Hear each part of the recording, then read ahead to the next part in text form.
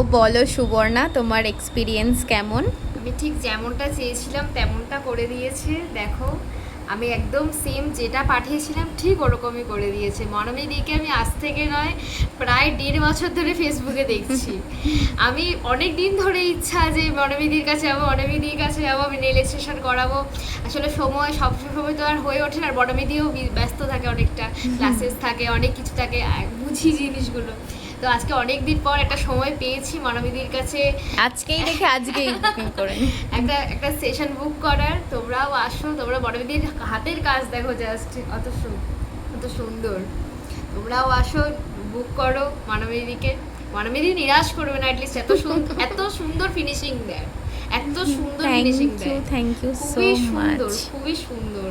আমরা আরো একটা বড় কিছু তৈরি করো আরো নিজের জীবনে।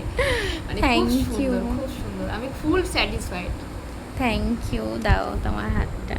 Thank you so much.